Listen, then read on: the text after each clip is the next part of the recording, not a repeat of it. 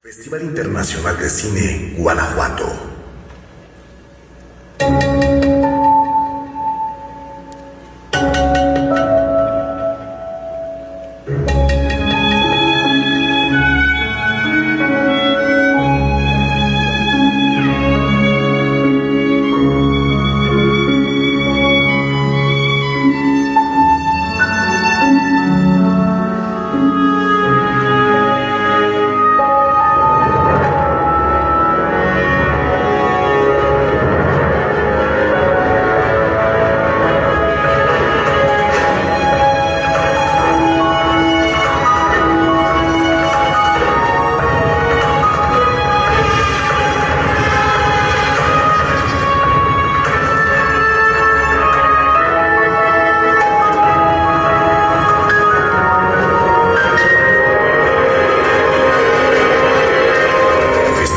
Nacional de Cine, Guanajuato.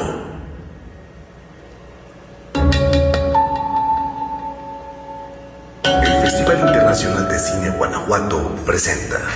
In a filmmaking career that has spanned over 30 years, my next guest is the man responsible for such cinematic classics as The House of Usher, Wild Angels. Please welcome Roger Corman.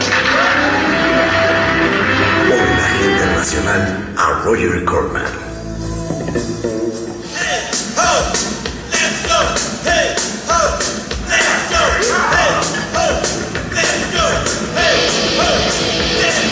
I think the artist should be able to express himself for less money than that.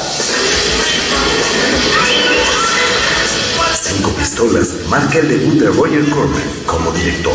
A esta producción le siguieron 50 filmes dirigidos y más de 350 películas producidas. He made so many movies. 1957, he directed 10 movies. I mean, most people don't get to do that. He made 250 movies and never lost a dime. You don't understand money in the movie business. It's like an artist who doesn't understand paint. Roger told me, well, I understand paint. I gotta thin her up with turpentine or there's no picture. She desecrates the other, but she lies.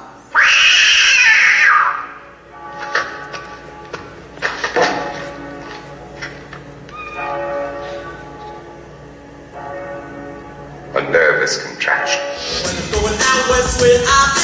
El ataque de los cangrejos gigantes, El Cuervo, El Día del Fin del Mundo y La Tienda de los Horrores forman parte de la gran filmografía Corman, quien al terminar sus estudios de ingeniería industrial en la Universidad de Stanford decidió que había equivocado su profesión, que lo suyo era el cine.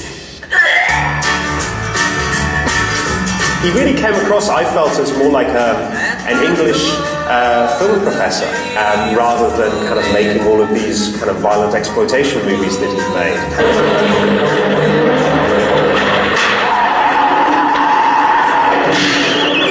The goal was, where I said, every motorcycle that runs, have it smash into something. And then when it stops running, blow it up. Rock and roll high school. You wouldn't think of the movies that heavy. Actually very eloquent, elegant, and precise. I'll recommend you to all my friends. Thank you. Bye. Bye now. Roger comienza esta carrera frenética al lado de James H. Nicholson y Samuel Arkoff en la productora independiente American International Pictures.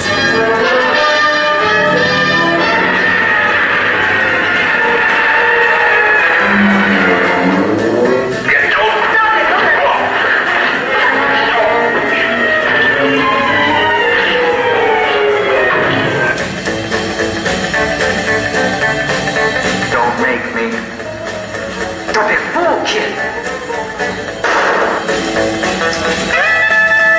Don't call me squaw. You're a dirty Apache squaw. I'm gonna kill you. Your people did that. Not only was he a rebel from Hollywood in that he did it all himself and did it outside of the studio system, but there was an edge of rebellion, to the movies. Roger understood the need for audiences to identify with rebellion. He was more irreverent. He was more hip, very cool.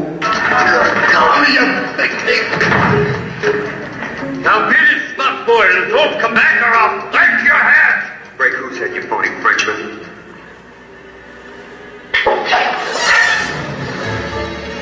What is the meaning of this? This is Mr. Winthrop, sir. How dare you admit anyone into this house?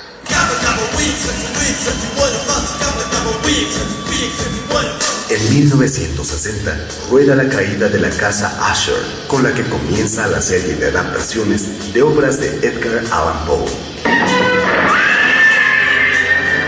Never miss a Poe movie. They were riveting and stylish.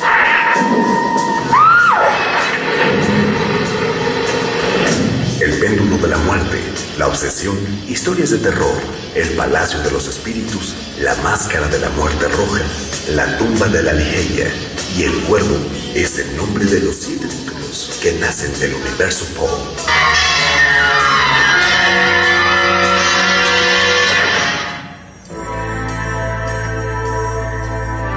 En 1962, Roger Corman filma The Intruder. I mean, they got 10 niggas enrolled already in the schools, and they're starting Monday. Yes, ma'am. Do you think it's right? No, I sure don't. El director deja a un lado los monstruos y los elementos fantásticos y ahonda en el tema de la segregación racial que atacaba a la sociedad americana. We were having our lives threatened to make a film about integration. This is the only film that I don't think we ever made money on, and yet it was our best film. If there's something you really want to do, which is case is making movies, then you keep on doing it. Every time you fail, you just keep on. Inaugura el Festival de Venecia en 1966 con Los Ángeles del Infierno. Roger's a guy who's not going to miss an opportunity to take advantage of every single thing he can shoot. And they were real Hell's Angels, guys. They were terrible. They were frightening. Well, we want to be free. We want to be free to do what we want to do. We want to be free to ride. We want to be free to ride our machines without being hassled by the man. And we want to get loaded. I remember asking him about the third or fourth day of the Wild Angels. I said, how many of these things have you done? He said, this is my 100th.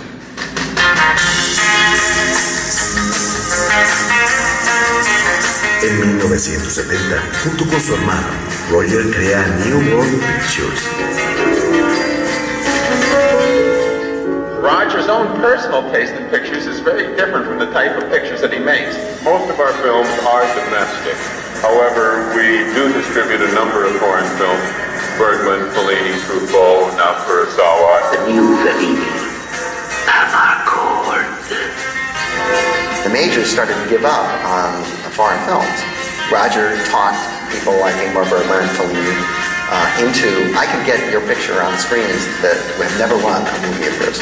Ingmar Bergman was a seminal influence on Roger as a director. First company that was completely bifurcated. In other words, in one direction they were doing exploitation films, but in the other direction they were doing the best foreign language films that were out there at that time.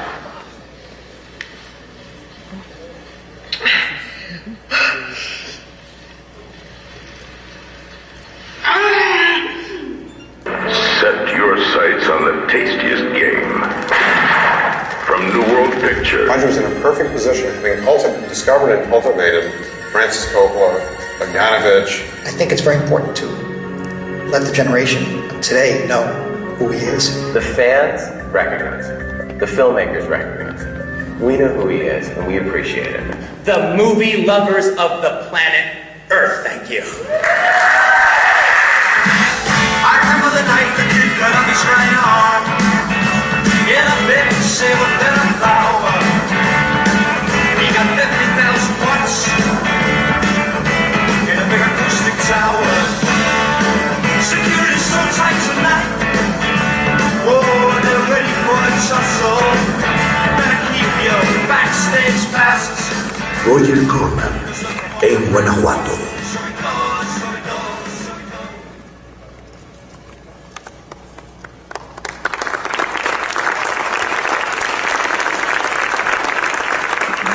Muy buenas tardes, bienvenidos a GIFF 2014.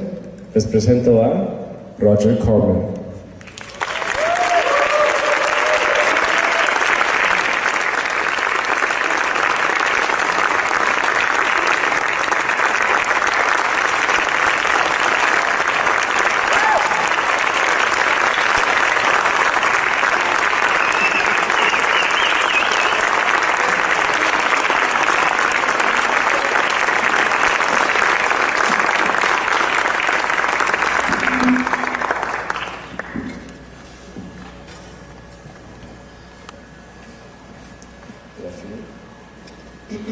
So can you please tell us about your beginnings as a messenger at 20th Century Fox? What was it like back then? I had graduated from my university, Stanford, in the United States as an engineering major. But while I was at the school, I became the film critic of the Stanford Daily. And although I took my degree in engineering, I knew I wanted to make films. But I couldn't get a job. The studios were very highly unionized. I wasn't a member of a union, so the only job I could get was as a messenger, riding a bike around the studio lot, delivering the mail. I was essentially the failure of the engineering class that year at Stanford. I got the worst job of any graduate. And then how did you make your way into 20th Century Fox? At that time, the studios were shooting 6 days a week, but the offices and administration of the studio worked 5 days a week. And I offered to work a 6th day for nothing if I could be a messenger on the set. And the head of the messenger department said, why not? So I worked the 6th day, and I watched how films were being made, and they thought that I was a part of my plan. They thought that I was very enthusiastic because I was working the 6th day, and was promoted to being a story analyst, which is really just a reader in the story department, where when scripts or novels or short stories or whatever were submitted, they had about half a dozen or a little bit more than that readers writing synopses and giving comments on them for the producers to look over and make their decisions. And these scripts kept coming, and I understand that not many of them were very good until one of them caught your eye. The story editor called me in after I'd been there a few months, and he said, Roger, you have never given a good report on any script we've ever asked you to read.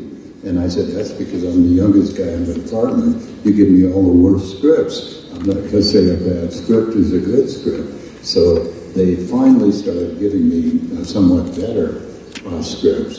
And there was a script that came in called The Big Gun. And I knew that from what the story editor had said, that they had a commitment with Gregory Peck, and they wanted to make a Western with him. And I liked that script very much. So I wrote not only comments, but suggestions as to how it might be improved. They bought the script. It became The Gunfighter with Gregory Peck, which has become a classic Western. And then what motivated you to leave this?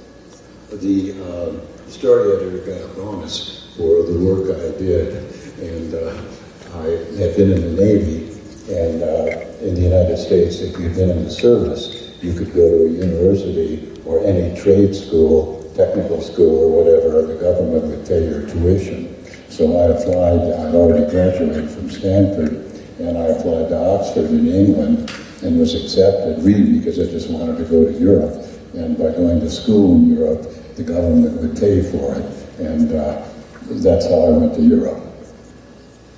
So then you set off on your own, and did you raise money to make your first film? How did you go about it? When I came back, I had met, from being in the store department at Fox, a number of literary agents. And I looked around, I got a job as an assistant to one of them, and I started writing scripts on my own, and under a different name.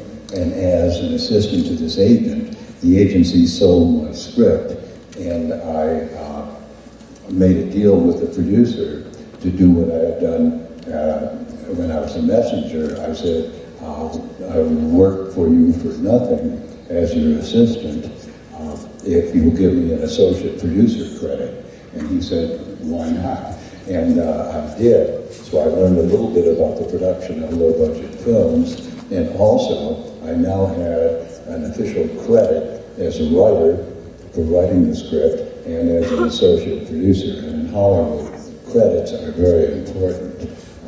So I took the money from the sale of the script, borrowed some money from various friends of mine, and for $12,000 in cash and some deferments, I made my first film.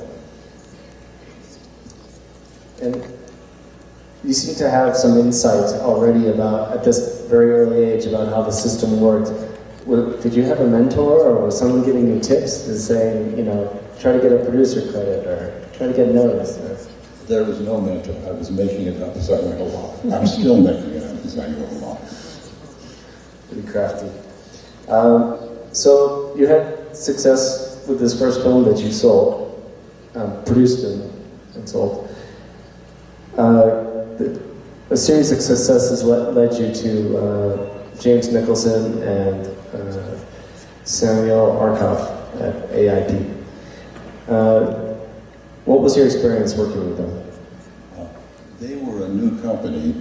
I had sold my first film to a small distribution company called Lippert, and the sales manager of Lippert was Jim Nicholson. So when I made my second picture, which was called The Fast and the Furious, incidentally, I made money twice off that film. The film itself was successful, and a few years ago, I sold the title to Universal, and they've had even more success with The Fast and the Furious than I had. But Jim and Sam wanted to start a new distribution company, and they raised me some money and made me an offer to start American International with The Fast and the Furious. And what was the dynamic there? They gave you free rein, or how did you go? The film was actually a fairly good picture. It was a road racing film, and I had offers from a number of small distributors, but I could see the trap is that you made a film and then you waited for the money to come back on the film before you could start another one. So I said to Jim and Sam, who had never distributed a film, it was a brand new company with no films, I said, if you, with your backers, can work this out, and what I said, what I want is a 3-picture deal. I want the negative cost of the picture back when I turn it over to you, and then a share of the profits. And that way, each time I made a film, which I made with my own money, I got the money back immediately, and then was able to start another film, and I could wait for the profits. And this worked out to be a very good arrangement for me and for American International. And I told you that we recently, this week, we had a 48-hour collegiate production rally where 9 university teams competed to shoot a short film in 48 hours. Can you tell me a little bit about your own personal production record? Most of the films I made when I started were shot on 10-day schedules, 2 weeks. That was sort of the standard for low-budget pictures at that time. But when I made Little Shop of Horrors, I made it almost partially as a bet, and partially just as a joke to see if I could do it. I shot him in 2 days, plus a night of second unit shooting. I remember Bob Town, who was a good friend of mine, who's gone on to be an Academy Award-winning screenwriter, said to me when the picture was finished, Roger, you must remember, making a film is not a horse race. It's not how fast you go. And they said, you're absolutely right, Bob. I'll never make a picture in 2 days again. And I never did. You had a lot of success with the horror genre, with science fiction, with westerns. And then you decided to take a departure from all that, and you took on some very serious subject matter. The theme of racial integration in the film The Intruder, which we saw last night. Can you tell me what was your primary motivation for doing this film? I was very much in favor of racial integration. The north of the United States was pretty much integrated. It wasn't perfect, but blacks and whites went to the same schools, the same hospitals, used the same facilities. The South was very heavily segregated, and Congress had recently passed a law that the schools in the South had to be integrated, and it was just starting, and there was beginning to be violence. And I felt I wanted to make a picture on this subject. I thought it was a very important subject, and a film should be made on it. And what was the result of the film? How did it screen? How was it received? The film was received very well. My brother produced it, and I directed it. We shot it in 3 weeks in the South with a new young actor who had just come out. He'd been on Broadway, William Shatner, who played the lead. It went to the Venice Film Festival, a number of other festivals. It won a couple of minor festivals. The reviews were wonderful. One of them I can still remember. I'll give you just a moment here. It said, "The Intruder is a major credit to the entire American film industry. It was the first film I ever made that lost money." So was this movie a turning point in your career? It probably was. If The Intruder had been successful, I probably would have continued along that vein. The fact that it was not successful made me rethink what I was doing. I felt, to a certain extent, maybe I was lecturing to the audience and not entertaining them. To another extent, maybe it was just a film that they didn't want to see. People did not want to hear or see anything about integration. But so I changed my style, and I was studying method acting at the time, and in method acting, you're taught to work with the text and the subtext. The text is the surface, what the script says, what the picture is about, or the play, as it may be. The subtext is the meaning underneath that surface. So what I decided from then on in would be that my films on the surface would be an entertainment. Beneath the surface, the subtext would be a subject matter or a theme or a thought that was important to me. That was how I made most of my films. Not all of them. Many of them were just straight, pure entertainment. There was no particular theme underlying it. At this stage in your career, would you take a chance on an equally controversial film like The Intruder? I probably would. If I had a little bit of protection, a little bit of a pre-sale somewhere. Even without that, I might do what I did with The Intruder, just make the film. But there's a difference between when I made that film in 1960 and today. At that time, a low-budget film could get a full theatrical release in the United States and around the world. Today, the major studios dominate so much that it's very difficult for a low-budget or even a medium-budget picture to get a full theatrical release. We're primarily making films for DVD and for television. For us, the cable channels more than the over-the-air established channels. And looking back on the era of American International Pictures, what was your favorite film from this era? Do you have a favorite? I've been asked that a couple of times. I have no particular favorite. I might pick a couple. Maybe Mask of the Red Death, one of the Edgar Allan Poe pictures. Maybe X, The Man with X-Ray Eyes, which was a science fiction film that I liked very much. So, you ended your relationship with American International.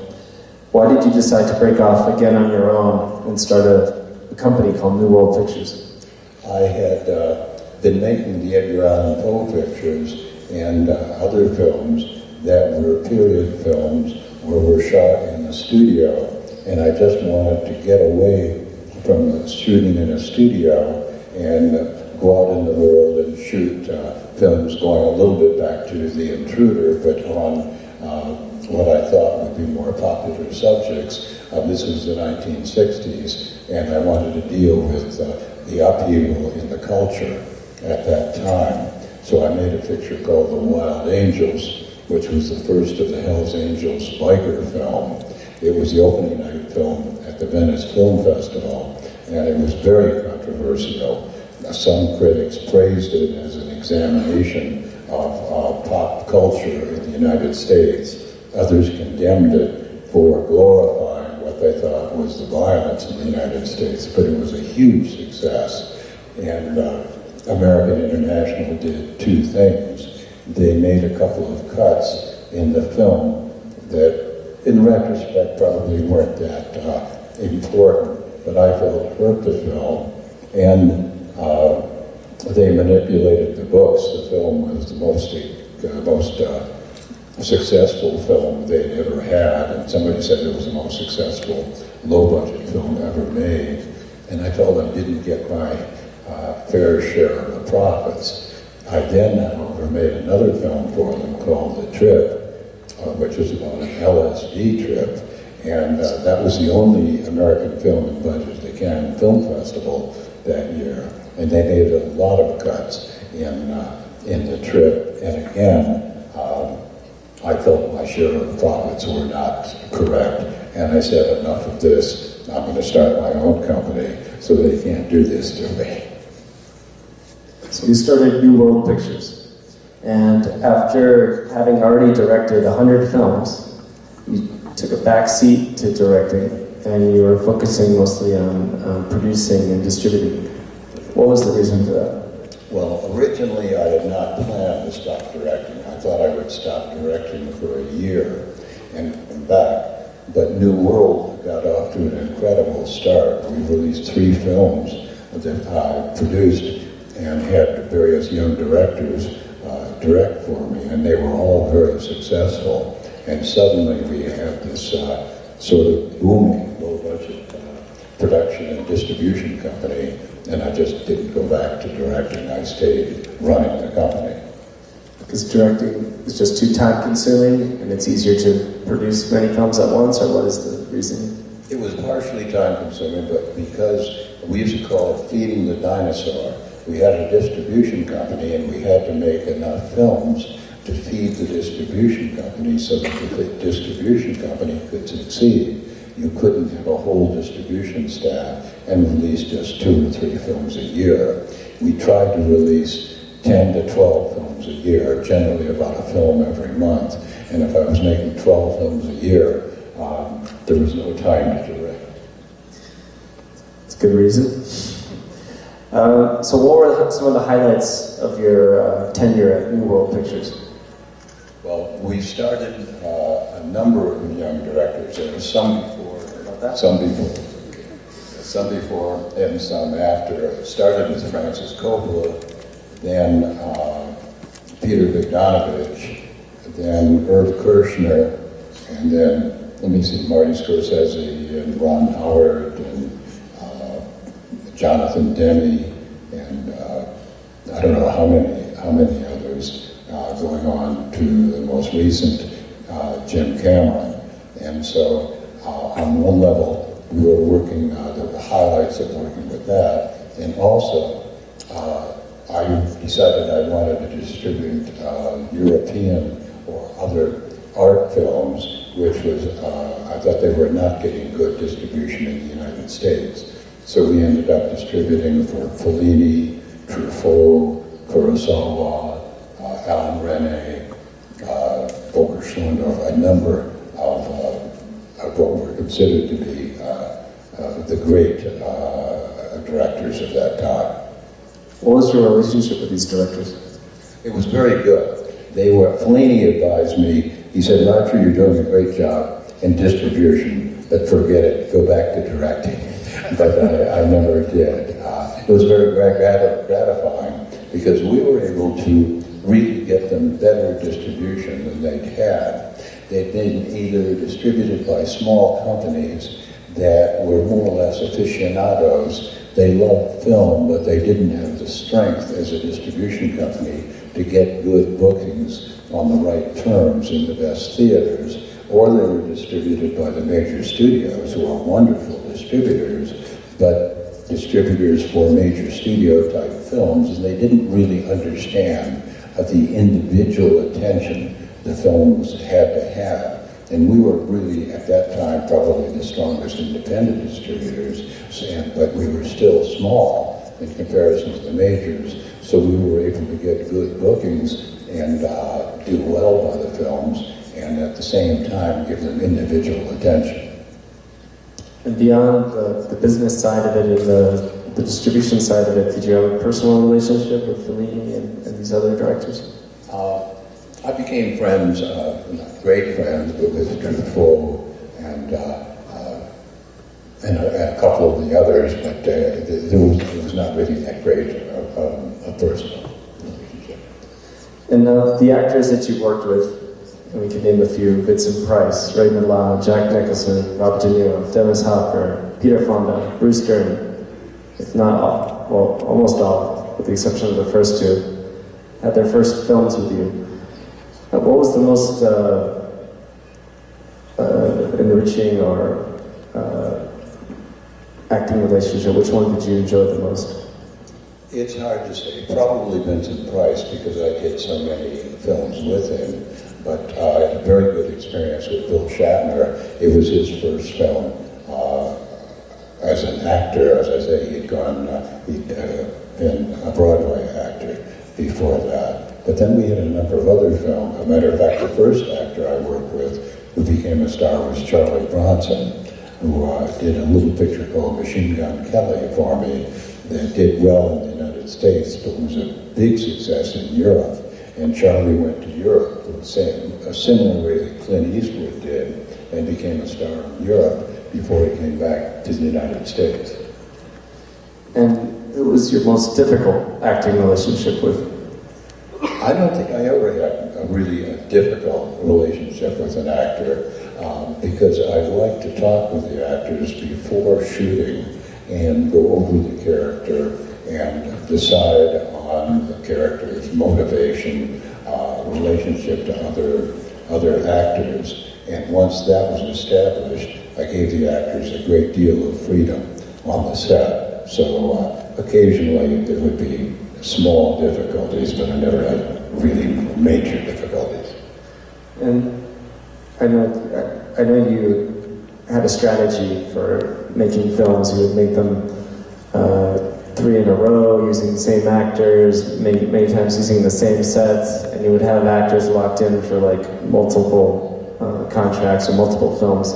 Could you describe some of these situations and some of the advantages and perhaps difficulties that you experienced? I never had an actual multiple picture contract with actors, but I did build up a sort of an informal acting group in which a number of actors, Jack Nicholson, Dick Miller, Vincent Price on a different level, work with me from film to film.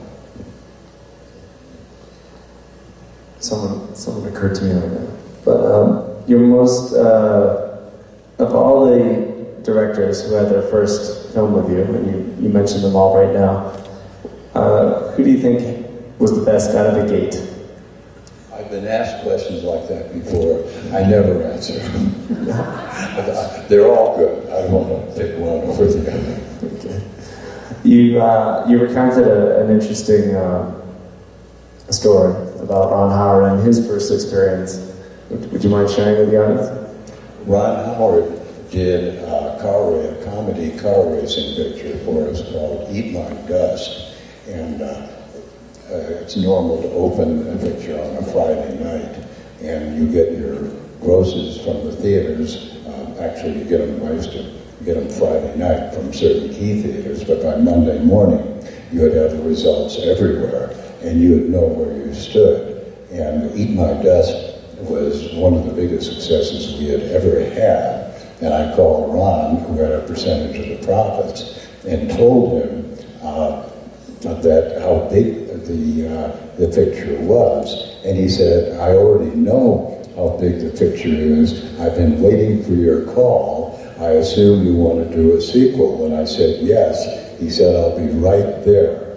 And he came in and he said, it's customary for the star of a picture that is done well to ask for more money. But I won't ask for any more money. I'll do the picture for exactly the same deal as the first picture, and I'll do one other job for nothing. And I said, what is that, Ron? And Ron said, I'll direct the picture. And I said, Ron, you always look like a director to me. I knew he had gone to the SC Film School and had some background, at least as a student in directing. The picture he made was Grand Theft Auto, and just as the Fast and the Furious, we scored 2 times, one on making the film and then on selling the rights. Grand Theft Auto was very successful, and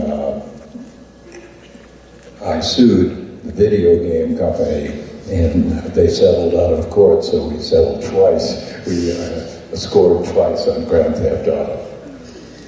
I recalled the actor I was trying to think of was Boris Karloff in Targets. I understand he owed some time to you, or he's like an indenture. It was very complicated. It's too complicated to get into here and take most of the morning. But at any rate, to settle some problems, he agreed to work, I think, something like 3 days additional in another picture for me. And Peter Bogdanovich was my assistant. And I said to Peter, if you can think of a film where Boris can be the star, but he only works 3 days, and somebody else comes in to really carry the film. And that was Peter's first film, Targets, which was a really very, very good film. But it had to do with Boris had made a horror film, and it was showing at a drive-in where he was making a personal appearance, and a slightly deranged young man was on the top of the screen, was shooting people in the audience, and just after Paramount bought the film from us, there was a true story of somebody who climbed to the top of a tower at the University of Texas and was shooting students, and Paramount got very frightened of that, and they didn't give the film a full release. So, les recomiendo que busquen esa película Targets de Peter Bogdanovich. What's the most common mistake of a first-time director? I think the most common mistake, and there are many mistakes they've made, I've made, we've all made, I think the most common mistake is not spending enough time in pre-production planning. I talk to all the new young directors who work with me and emphasize the importance of planning as much as you can of the picture before you start shooting. It's important to do so on all films, but particularly on low-budget films where you have a limited budget and a limited schedule. You want to make as many decisions as you can before you start shooting, so that during the shooting schedule you're simply carrying out your plan, knowing that you will always vary from the plan a little bit. Problems come up, something you plan to do you're unable to do, or maybe you get a better idea. But at least if you have it pretty much planned out, you're working from a prearranged plan. Looking back on your career, is there anything in particular you're most proud of? Not particularly. All I can say is the fact, I would say this, that I tried my best on every film. I knew directors when I was first starting, who said, well, this is just a cheap assignment. It's not important, but I need the money. I'm going to, as it were, take the money and run. I'm just going to knock this picture off. On the other hand, you can be like Jonathan Demme, whose first picture was, we had some success with some women in prison exploitation films. And his first film was a woman in prison picture. And he said, I'm going to make the best woman in prison picture ever made. That is the attitude that you go forward with. The other directors who said, I'm just going to knock it off because it's a nothing project, they're the ones who are no longer directors. So you had the opportunity to produce Easy Rider at one point. What other highly successful films that you could have participated in but didn't for whatever reason? Easy Rider is probably the biggest example of that. It starred Peter Fonda and Dennis Hopper and Jack Nicholson, all who had worked with me, particularly on The Trip and the Wild Angels. And originally it was going to be done for American International, who had provided the distribution and the financing for those films. But it was going to be Dennis's first film. And Peter was going to be, they co-wrote the script. Peter would produce, Dennis would direct, I would be executive producer and sort of run the operation because neither one of them had really produced or directed. And one of the executives in a meeting at American International said, all right, we will go ahead, but if Dennis falls more than one day behind schedule, we want the right to replace him. And I could see the look on Dennis and Peter's face. And after the meeting, I said to that executive, you are right to worry a little bit about Dennis, but I'm going to be there. And he's worked with me, and I know he has a reputation for being a little erratic, but he's worked very well with me. And I'm positive he can do this film. But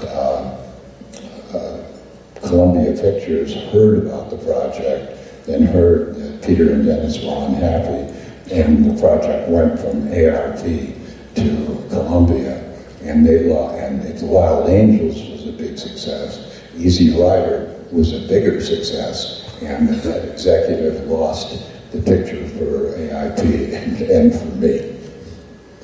And were there any other examples like this over the years? That's really the primary example. Which of the people that we've mentioned that you worked with in the past are you still in touch with today that you see on a regular basis? I'm still in touch with many of them, Jonathan Demme and Jack Nicholson and a number of others. With others, our paths diverge, but I would think, or at least I would hope, I'm still on good terms with them.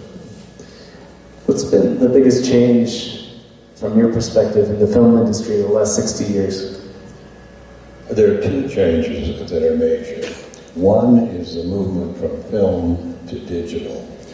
It's much easier and less expensive to shoot digitally, and also the other changes in the equipment, the lighting, the grip equipment, the sound equipment, and the cameras, everything are lighter and more portable. So it's easier and in some ways more efficient to shoot a film today than it's ever been in the past. On the other hand, distribution, so production has changed for the better. Distribution has changed for the independents, for the worse. Because, as I said when I started, all of our films got a full theatrical release. Today, the major studios with their $100 and $200 million films and so forth dominate theatrical distribution so much that the independents are pretty much frozen out. Every now and then, one low-budget film, generally a horror film, but there could be other genres, will get a theatrical release. But you can't really sustain a company thinking that you can make independent films and get regular theatrical release. And general, have these changes been positive or negative for the industry, do you think? The change in production has been positive. The change in distribution, at least for the independents, has been negative. However, I've been predicting this for some time, and I think it's beginning to happen. A couple of these big budget films costing a couple $100 million are failing, and I think there will be an opening. The studios may retrench a little bit on, Superman 18, and that may open the doors for at least a little bit more distribution for the independents. And the advent of digital, do you think it's positive or negative? From a production standpoint, I think it's absolutely positive. You can shoot faster, easier, more efficiently. From the creative standpoint, it's debatable. Some people prefer the look of the film, and they would say digital is not as good a look as film. That's questionable. By my count, in 2014 alone, just to now to July, you produced 6 films, as far as I know. But listening to you and your wife Julie, it sounds like many more. How do you guys keep up this pace? Well, my wife produces sometimes on her own. I produce sometimes on my own. But more often we work together on the films, so we're able to keep. And we've got our usual staff of what we consider up-and-coming young people working with us. So altogether, we just keep making films. How big is the staff? Actually, it's smaller than it used to be because we make no more. I don't know if we made 6 so far this year, but maybe 6, including a couple still in production. We make no more than 5, 6, 7 films a year now. And formerly, as I say, we used to make 10, 12, or sometimes more than that a year when we had theatrical distribution. So our staff is fairly lean. I think we've got maybe a full-time staff of, I think, 10, 11 people. And then, of course, our staff builds up during production. And what is your role today as the producer? Has it changed over the years? No, my role as a producer is pretty much the way it's always been. Having been a director, I take very little part during the actual shooting of the picture. I believe my main job as a producer is to bring all of the elements together so that the film can actually be made. I think that on the first day of shooting, when the director is able to say on the first shot, cut, print, and we know we have one shot in the can, that film is 75% made. I step back then during production, leaving it to the director and the production manager. I'm on the set very little. Having been a director, I want the director to be in charge. That's my main job is pre-production and post-production with just a little bit of supervision during the actual shooting of the film. Very good. We're going to open the question to the audience. Vamos a abrir las preguntas a la audiencia. Si nos pueden subir las luces, por favor. Y tenemos unos voluntarios con... A ver, allá ese joven en camisa negra.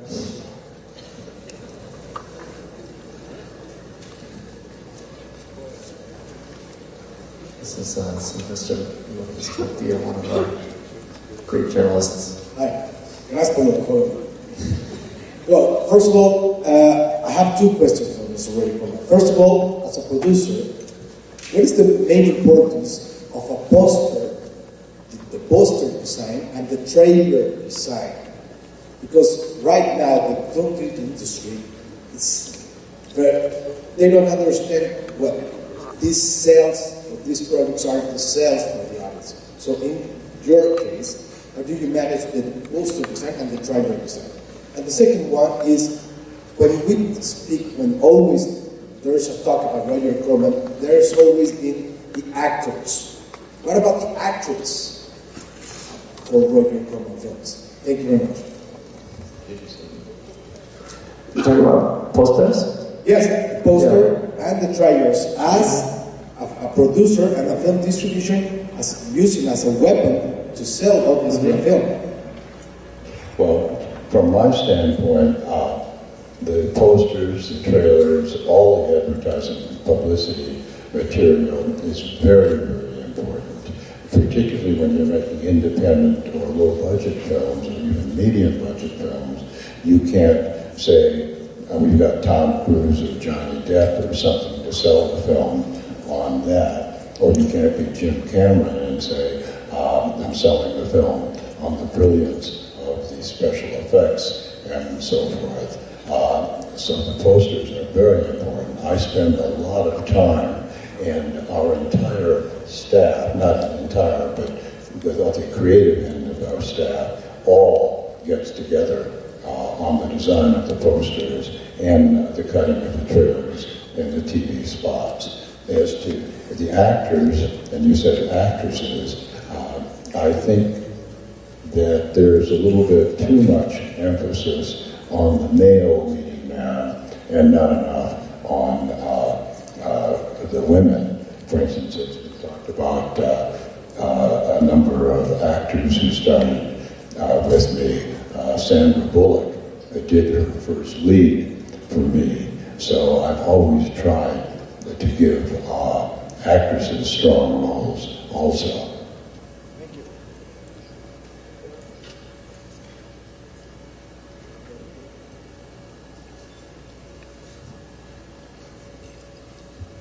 Hello, it is a great pleasure to have you here. Thank you very much.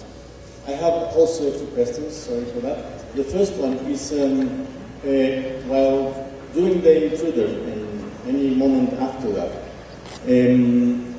obviously you were standing for integration publicly. So were you in any moment in danger of losing an eye? That's one of the questions. And the second one is, one of the things I'm very amazed of your career is the amount of production of pictures. So were you sacrificing in any manner the quality of the pictures for the amount of production, for the amount of pictures you did? Thank you.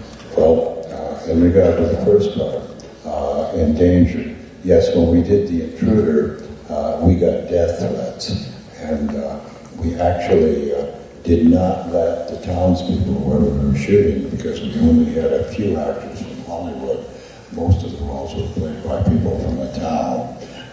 We didn't, the scripts we let them see did not include certain scenes that we felt might be controversial, but we were run out of 2 towns by the police, and we ended up shooting in 3 different towns as a result. The second question, what was the second question again? It was regarding the amount of production versus the quality of production. Was that right? Where you had to sacrifice somehow the quality of the films. We try not to sacrifice the quality of the film at any time. Yet at the same time, we're aware that if we have a small budget, as we generally do, we're not going to be able to make Avatar or something like that. We try to design our scripts so that they don't require giant special effects or big crowd scenes or so forth, so that we can do the best possible job we can in relationship to the budget. And we try to stay, and generally we're successful in that, we stay very close to our budgets.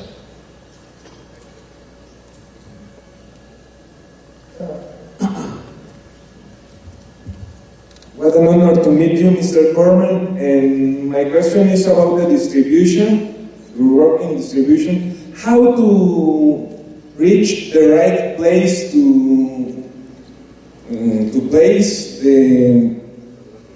place a movie like Amarcord or like Praise and Whispers in the American market?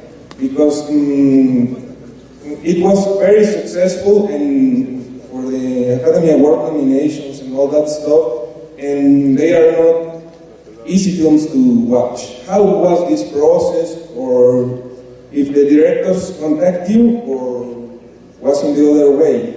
You contact them? Well, first we talked to the directors and their producers about acquiring the American rights. The way we normally distributed that type of film, we did not go wide the way you do now with 1,000 or 2,000 or 3,000 prints. We would generally open in New York and Los Angeles in certain theaters which were known to play that type of film. And we would be very hesitant upon, very dependent on the reviews and, of course, the grosses in those theaters. So, as I say, we were generally open in New York and Los Angeles, and then dependent upon the reviews and how much money the picture did. We would slowly expand to the major cities around the country. We would generally not even bother to play the picture in most rural areas because we knew the audience was not there. One place, however, small towns where the audience was there, was in university towns. For instance, in where I was born in Detroit. If we opened the picture in Detroit, we would open it also in cities you probably never heard of, Ann Arbor and Lansing, because the University of Michigan is in Ann Arbor and Michigan State University is in Lansing. And we found that those small university towns did very well for that type of film because the university students wanted to see it. I could even give you another example where I went to Stanford, which is just outside of San Francisco. When we opened in San Francisco, we would open in San Francisco, in Palo Alto, where Stanford is located, and in Berkeley, where the University of California is located. So that would be our general pattern for that type of film. Thank you.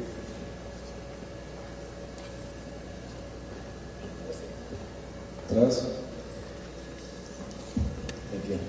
Can you tell us your experience when you produced your first film? A little bit? When I produced my first film, I produced it for $12,000 plus some deferments, and we shot it in 6 days. And the way I was able to do that was I paid each person a small amount of money and gave them a percentage of the profits. So everybody was working not only for the money, but primarily for the profits and for the opportunity to work on a film. And everybody did many jobs. For instance, I was a producer. I also drove the grip truck. And I remember the head of the Teamsters, which is a union which handles truck drivers, came to the set and said, who's your truck? He came to me, I was a producer. He said, who's your truck driver? And I said, I am. And he laughed and he said, you're the first producer truck driver I've ever seen. We'll make you an honorary member of the Teamsters for one picture, but you've got to sign with us on the next picture, which I did.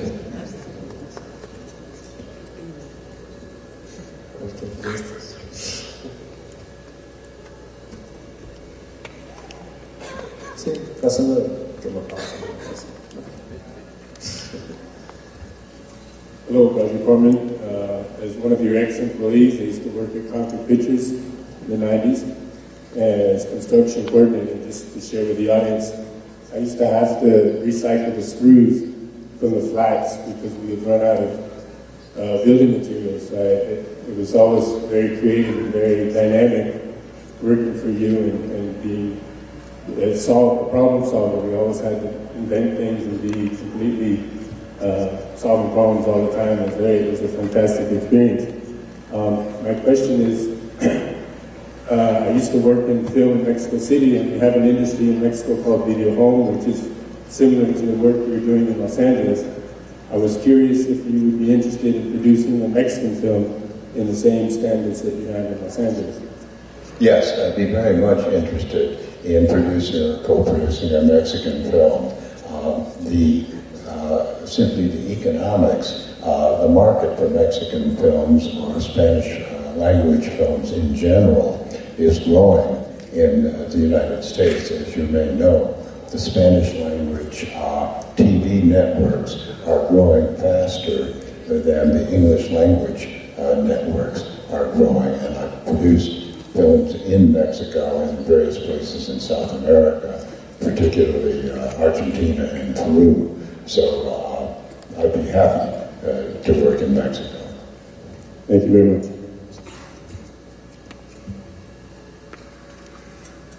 En español. ¿Cuál es la percepción de usted ante el cine mexicano, tanto como industria como en la misma producción, desde los 60s a la fecha? What is your perception of Mexican film as an industry and as a product from the 60s up until now? I think the Mexican film industry is producing some excellent films now. A number of Mexican directors, as you know, have become internationally known directors.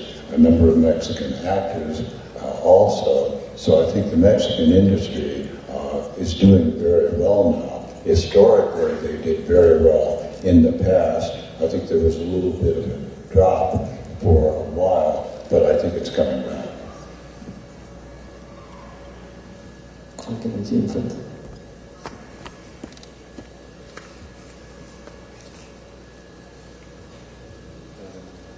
A different question.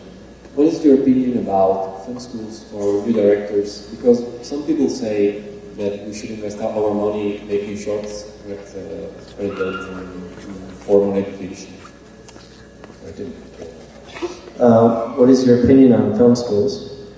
I'm a strong believer in film schools. When I started, there were only one or two film schools in the United States. I think we had to learn on the job. I think film schools are very good because they allow the students to learn the technical aspects of motion pictures as well as the creative. It gives them a chance to learn by being in class and actually making student films. And it's a great way to experiment. You can take chances with a student film that you might not be able to take with a commercial film. So I'm strongly in favor, if possible, of people going to film schools. On the other hand, there is still the opportunity to learn in the business on the set as well.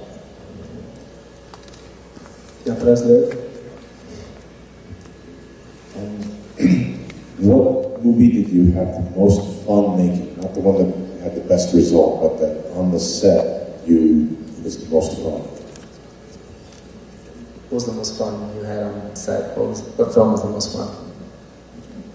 Probably when I did two very low-budget pictures.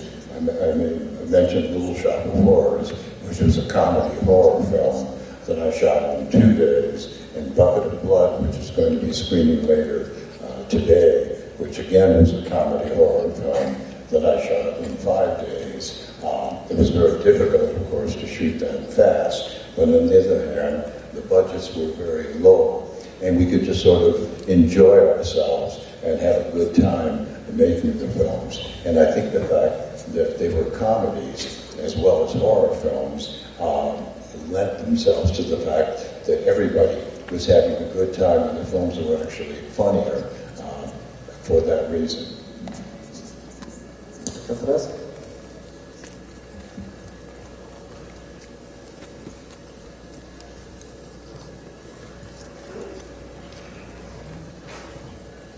¿Usted cree que es más importante como director de cine o como maestro de las nuevas generaciones de su época? ¿Como director de cine o como maestro de la nueva generación? A los que les estuve enseñando y pedeciendo de la escuela. ¿Como su legado?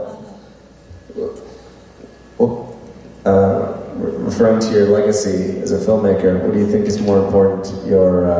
The films that you directed as a director, or the fact that you are a mentor and inspiration to so many other different filmmakers? I'm not really certain which is more important. When I got my Academy Award, it was a Lifetime Achievement Award rather than an award for any one film. And on the statue it said something about engendering films and filmmakers. So it sort of recognized my work as a filmmaker and working with and developing and helping young filmmakers. I think of them as equally important. 14 de día.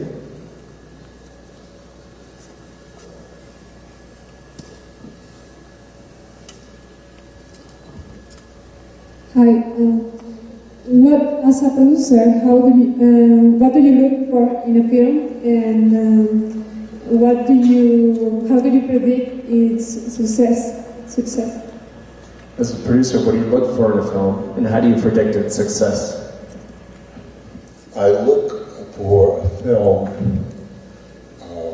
that can function on two levels. One is a film that interests me and I think can be a good film, and that can also function commercially.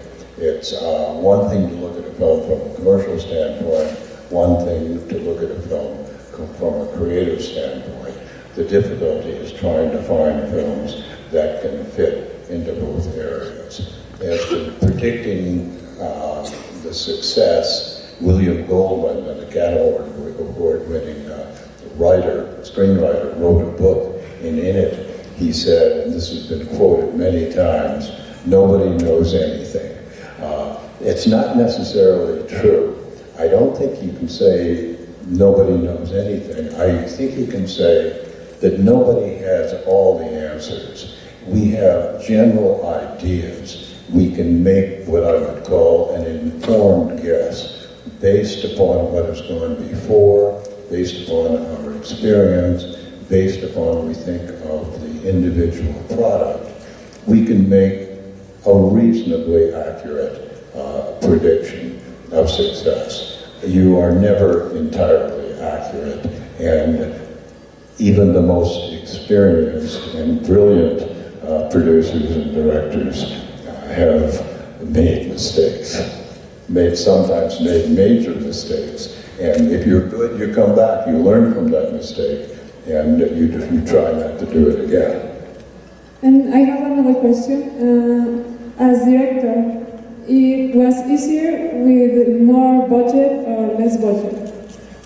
Or more fun? Yeah, as a director, has it been easier for you to work with more budget or with less budget? You have more freedom, it's been my experience, with a lower budget film, because if you're making it for your own company, as most of my films are, there's nobody telling you what to do. And if you're making it for a bigger company or a major studio, if it's a low budget film, they don't really pay that much attention. They give you a great deal of freedom. If it's a bigger budget film, they're trying to protect their investment, and they try to put controls on you, and sometimes their decisions are wrong, but they're the ones running the studio.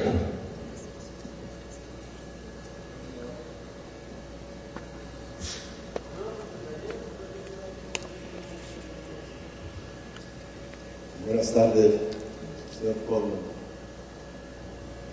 Entiendo que usted es uno de los jugadores de lo que se le llama el cine independiente, de hecho fuera de los grandes estudios norteamericanos, de las grandes empresas productoras.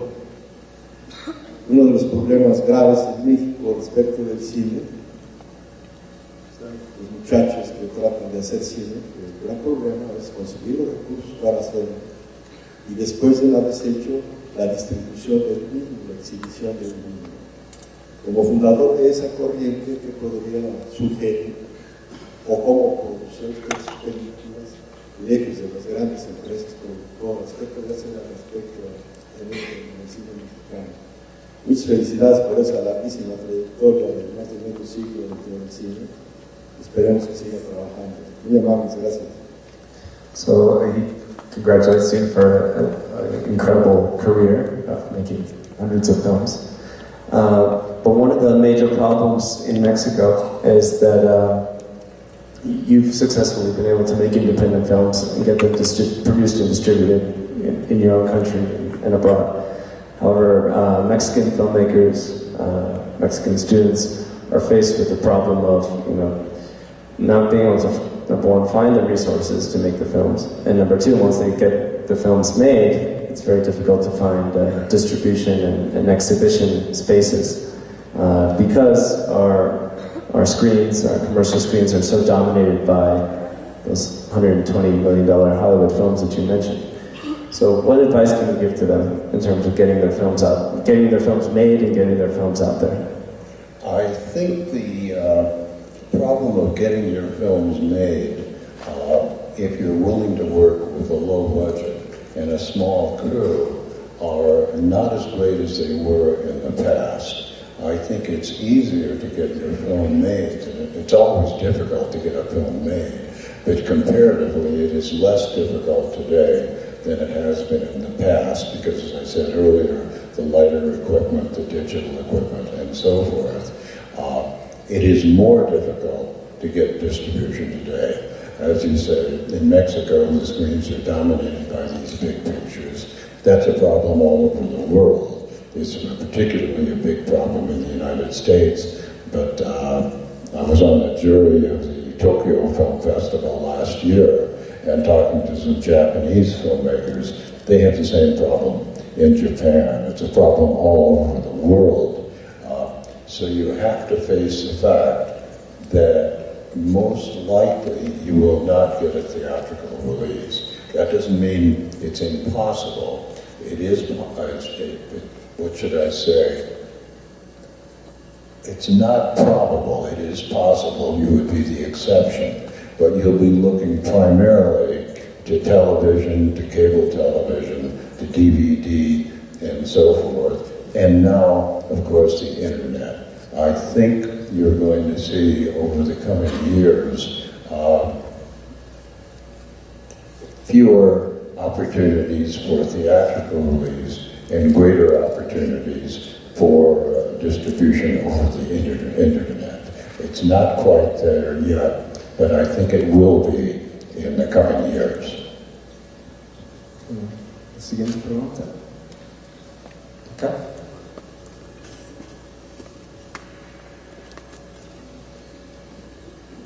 Hi, Mr. Corman. I want to know your opinion about CGI. It's better CGI than the old way, or it's better the old way than CGI? My opinion of CGI is that it is a great tool. The quality of CGI is increasing steadily, and the cost is dropping. And for many films, you're very heavily dependent upon CGI. The only qualification I might make is this. I think some filmmakers, whether they're producers or directors, whoever's making the decision, is putting too much emphasis on CGI and not enough emphasis on the story itself.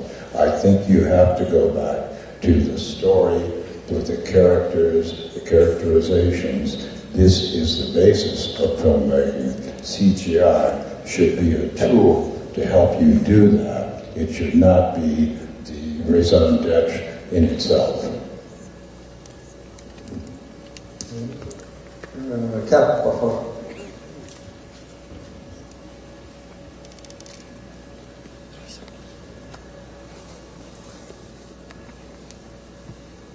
Hi, Mr. Corman. You were talking right now about CGI, and earlier you were talking about celebrity and how. Well, my question is, what's your opinion about how the industry now relies on CGI and celebrity over stories and good films?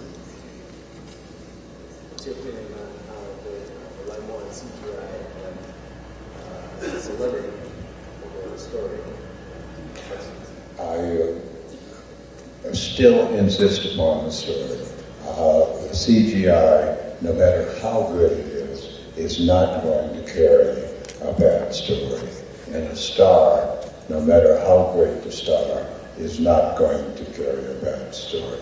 As a matter of fact, I believe that the importance of stars is less than it has been in the past.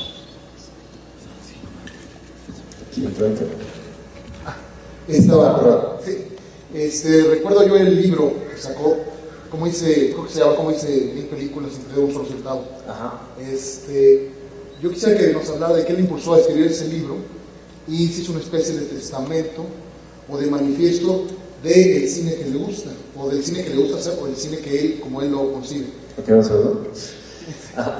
He's asking about the book that you published, How You Made 100 Films Without Losing a Dime, and he wants to know if what was the motivation behind writing this book, if it was because, was it a manifesto or simply a memoir? ¿Qué más?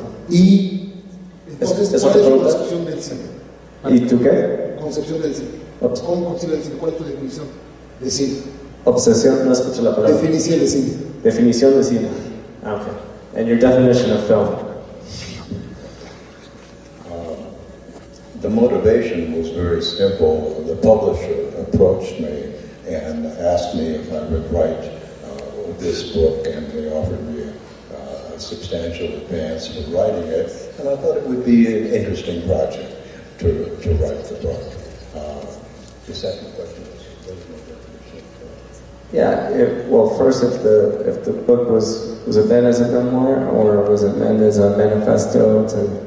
The book was not really a manifesto. It was really the story of what had been my career in films, with a little bit of my thoughts about film and my experience in filmmaking that I might be able to pass on to some of the people who read the book.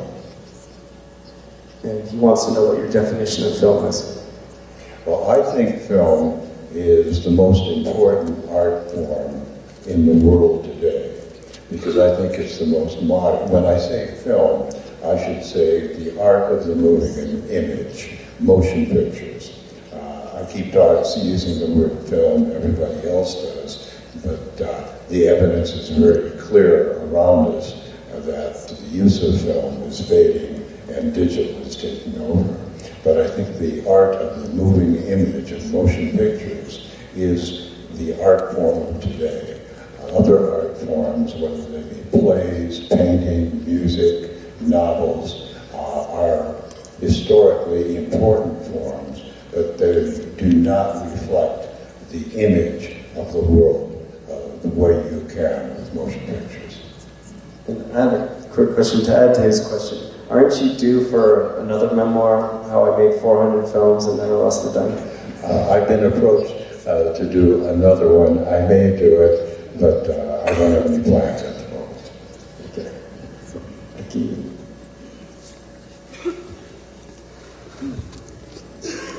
Nowadays, there is the boom in B-movies. Many of these films have your signature, Corman signature, even though you haven't produced them.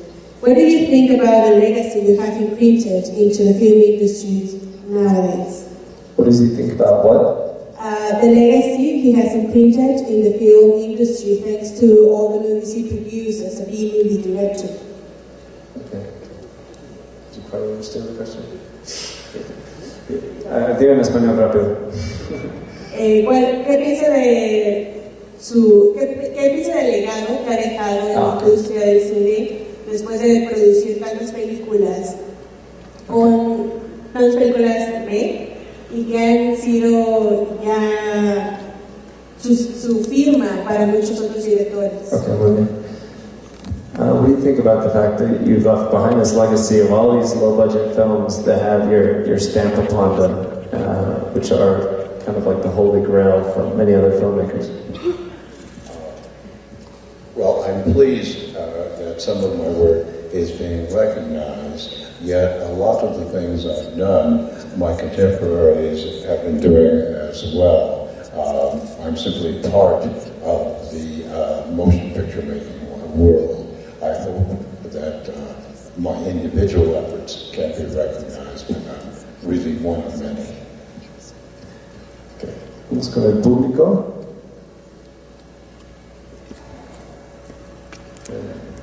A las 4 tenemos rueda de prensa. Gracias. Cuando el maestro Corman comenzó su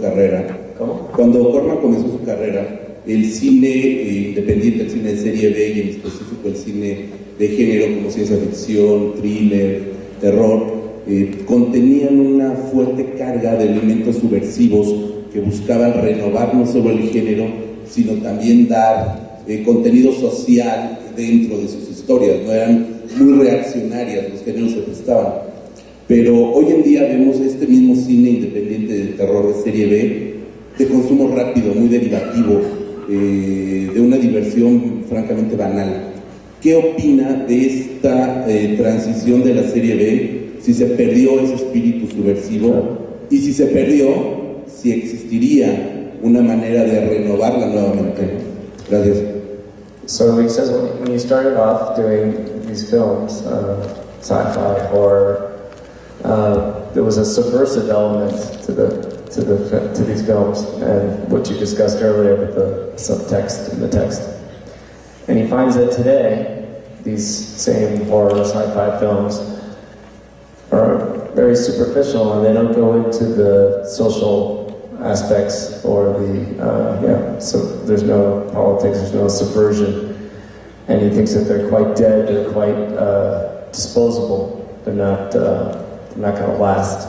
So what does he think? What is your opinion of this, and do you think that there's any hope for rejuvenating this art form and making it deeper?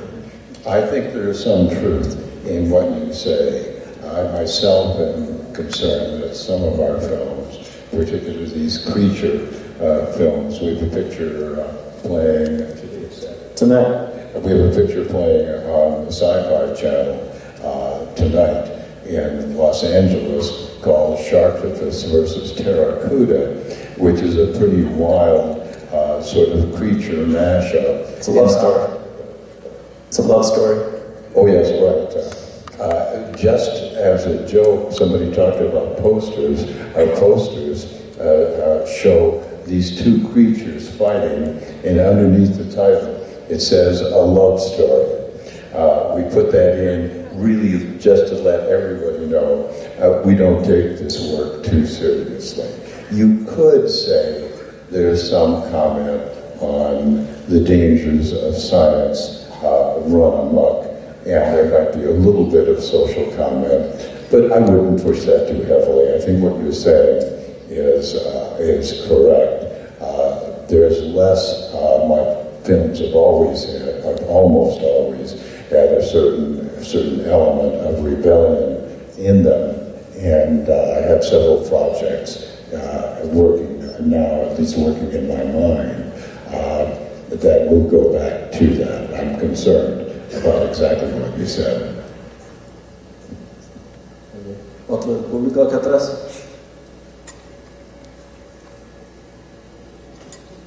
Levántate. Sí, párate. Aquí te ven. Él acá atrás. Del verde. El verde. Gracias. Gracias, muy buenas tardes. ¿Alguna vez han reconsiderado retomar la serie de Edgar Allan Poe? Creo que la obra de Poe es muy amplia y que todavía pudiera explotarse. De hecho, no se hace mucho como con otros autores y yo creo que sería muy bueno. No sé si lo ha pensado en alguna ocasión. Have you ever considered going back to Poe and doing another Poe story that maybe was never produced? Do you ever consider going back to Poe, Edgar Allan Poe, and doing a Poe story that possibly wasn't produced? There are several Poe stories that I was thinking of doing. One of them is the narrative of A. Gordon Pym, which is a little bit of a science fiction story. It was an unusual story for Poe. So there is a possibility that I will go back to that particular one. Cool. Y aquí bajito. Bien.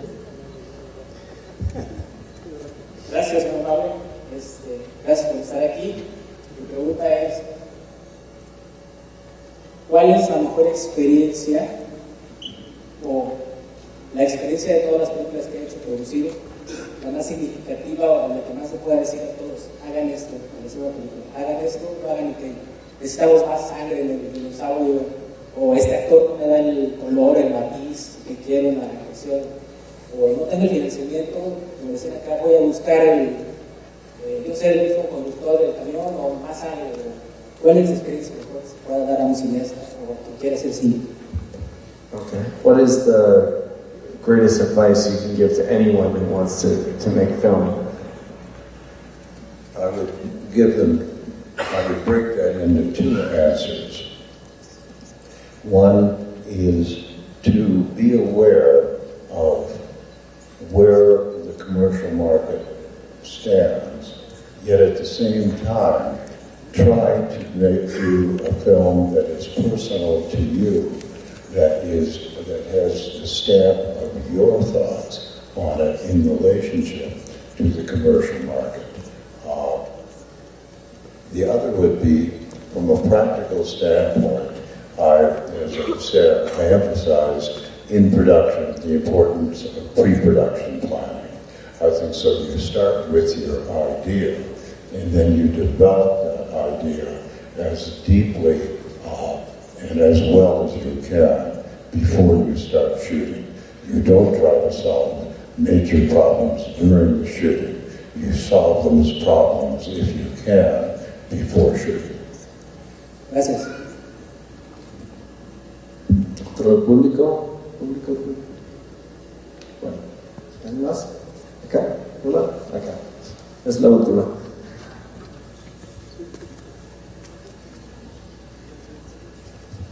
Hi. You produce a good number of films that would be considered low budget. Why don't you pull these low budgets for 8, 9, 10 small productions and make a big budget? Is this the not putting all your eggs in one basket kind of thinking? Or what's the thought process behind this? I didn't catch the very end of that, but I understood that you've made many successful low-budget films. But why don't you just save 12 of these budgets and make one big-budget film? The answer is very simple. I finance my films with my own money, and I don't have that much money.